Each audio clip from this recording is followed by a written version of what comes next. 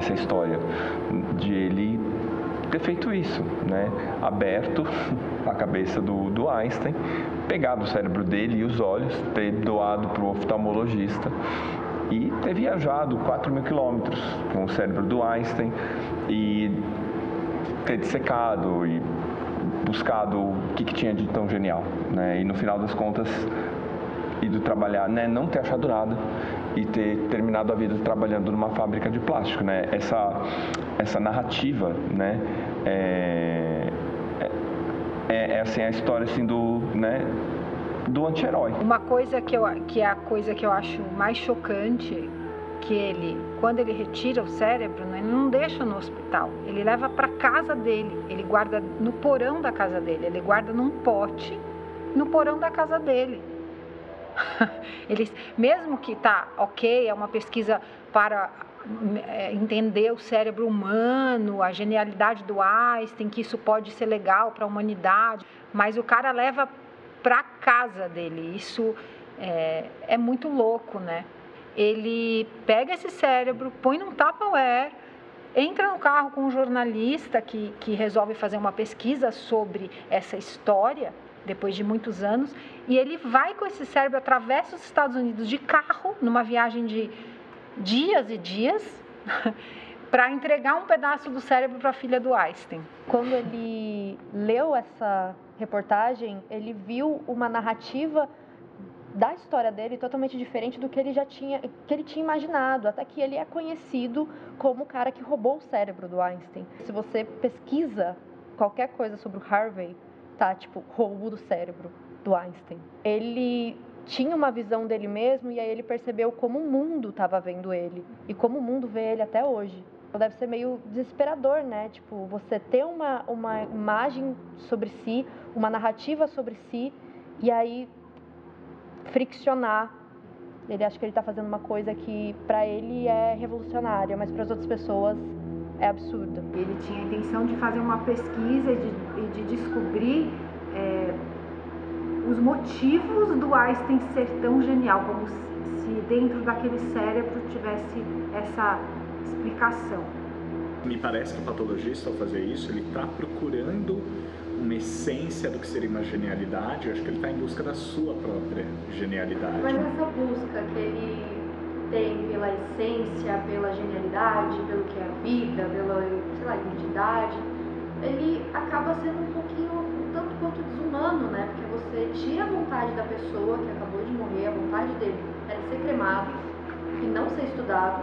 Ele pega o cérebro, pega os olhos e ainda dá os olhos de presente para outra pessoa. Nesses casos, me parece que prevalece um valor maior, a ciência, a humanidade, a arte, em primeiro lugar, né? Eu acho que é esse processo mesmo, de desumanizar, em busca de uma humanidade, né?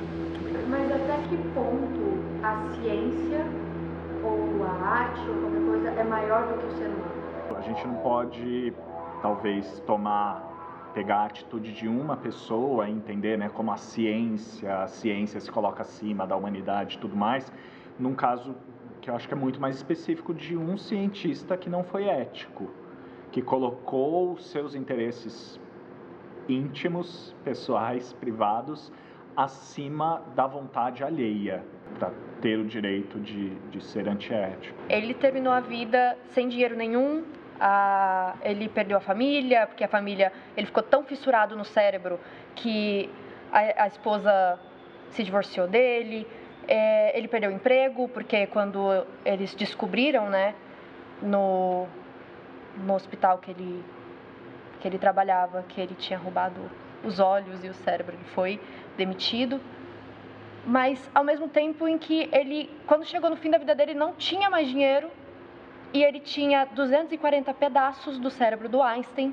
Acho que o cérebro que pode mais valer dinheiro no mundo, ele poderia vender um pedacinho por milhões e ele nunca fez isso. Muito pelo contrário, ele, depois que tudo isso veio à tona, né, ele foi mandando alguns pedaços para algumas pessoas, alguns cientistas, pesquisarem, e no fim da vida dele ele doou para uma universidade todos os restos do cérebro que tinha. Então, ao mesmo tempo, ele tem essa dualidade. É extremamente antiético, mas ele não foi antiético pela grana. Ele foi antiético pelo que ele acreditava, que era a ciência.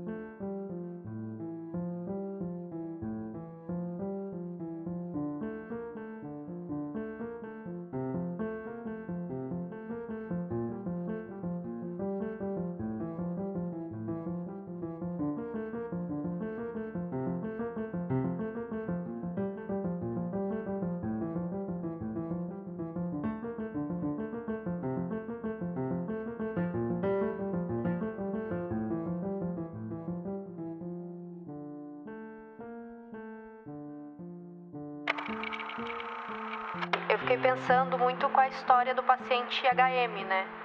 Que mesmo ele não tendo uma memória, mesmo ele não conseguindo ter uma narrativa do presente, mesmo assim, quando precisaram do cérebro dele para ser estudado, pediram para ele. Tiveram esse respeito para com ele, sabe? Então eu fico pensando muito nisso e eu me lembra muito essa história, que é para mim são os dois cérebros que foram mais estudados, né? São os dois cérebros que mais têm relevância. O Henry sofria de ataques epiléticos muito severos, chegar a um ponto de num dia ele ter cerca de 20, desde os mais leves até os bem mais severos. E surgiu uma chance de ele ser parte de um experimento científico. Eles decidem tirar uma parte do cérebro do Henry que eles acreditam que estivesse relacionada com a epilepsia, né? Essa parte se chama hipocampo.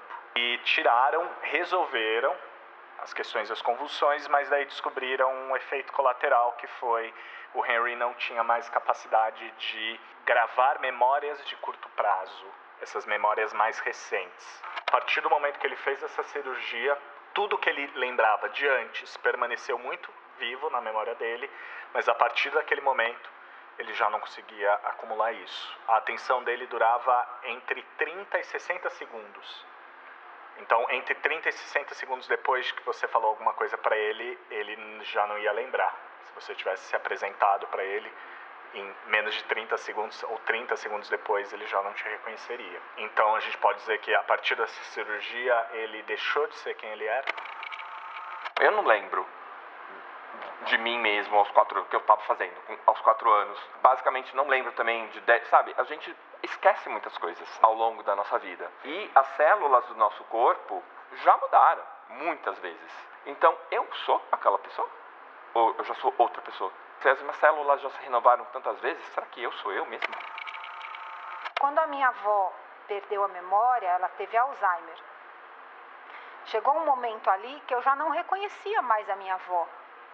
Era como se ela já não existisse mais. Aquela falta da memória, a ausência da memória, ela tinha uma coisa muito parecida com Henry, porque ela tinha uma memória muito curta, ela perguntava a mesma coisa muitas vezes.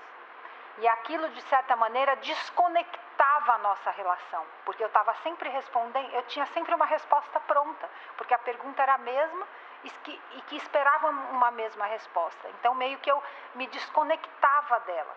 E aquela desconexão me fazia também, eu tinha um pouco de culpa, claro, e tal, mas me fazia perceber o quanto isolada ela estava. A gente é o que a gente lembra. E eu acho que tudo isso não deixa de ser uma ilusão. O Einstein fala, né, que o passado, o presente e o futuro é apenas uma ilusão. Fui comprar um presente para ela, era aniversário dela, ela já estava com Alzheimer avançadíssimo. E a gente chegou na loja, eu queria dar uma blusa. E ela provou a blusa. E quando ela saiu do provador, ela se viu no espelho. E ela não se reconheceu. Ela não se reconheceu de verdade. Ela achou que a pessoa que estava no espelho era outra pessoa. Se uma pessoa perde a memória, todas as outras ainda vão saber que ela é ela. Então, ela não deixa de ser ela.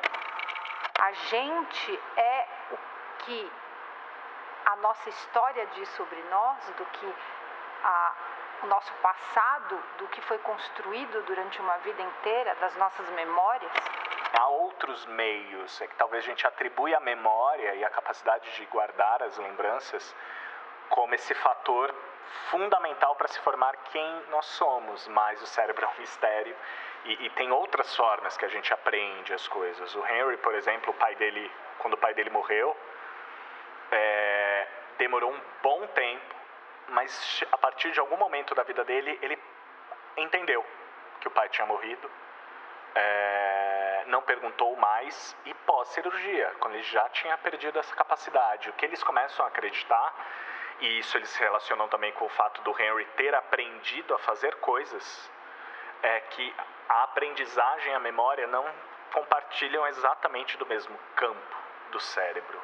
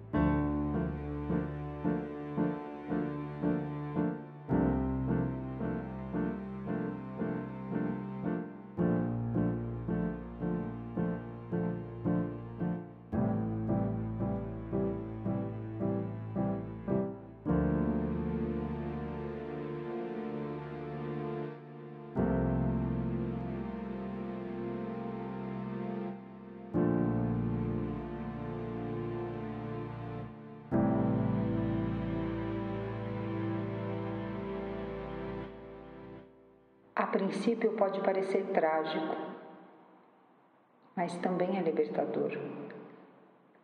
Imagine se você pudesse simplesmente se esquecer de todas as crises que você passou na vida, das pessoas que morreram e que já não estão mais aqui. Imagina esquecer todos os traumas, toda a dor. Ter que lembrar das coisas nos prende a um hábito de comportamento, nos faz ser certo tipo de pessoa. Imagine você ser livre para ser quem você quiser ser, se comportar da maneira que você quiser, não ser mais triste ou tímido e não ter mais medo de fazer ou falar alguma coisa. A maioria dos amnésicos que eu atendo acabam retomando suas memórias. Na maioria das vezes, a amnésia é temporária. Mas eu te confesso que muitas vezes me vem a vontade de falar: aproveita esse momento para ser quem você quiser ser. Eu queria poder ter essa liberdade. O cérebro não tem um tipo de região central que une todos os elementos de nós. Nossos cérebros estão constantemente trabalhando contra o tempo para poder nos dar a ilusão de que estamos no controle, mas na verdade não estamos. O cérebro constrói essa narrativa para nos guiar de um momento para o outro, mas não existe narrativa nenhuma, é tudo uma ilusão. Não existe eu, não existe você e definitivamente não existe esse eu indivíduo. Nós nascemos, crescemos, nos reproduzimos, deixamos de existir e somos descartados.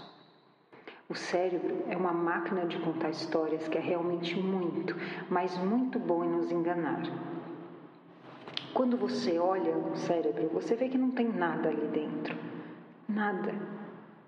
Todas as nossas histórias, momentos, lembranças ficam dentro de um órgão de aproximadamente 2 quilos que cabe nas 2 mãos fechadas.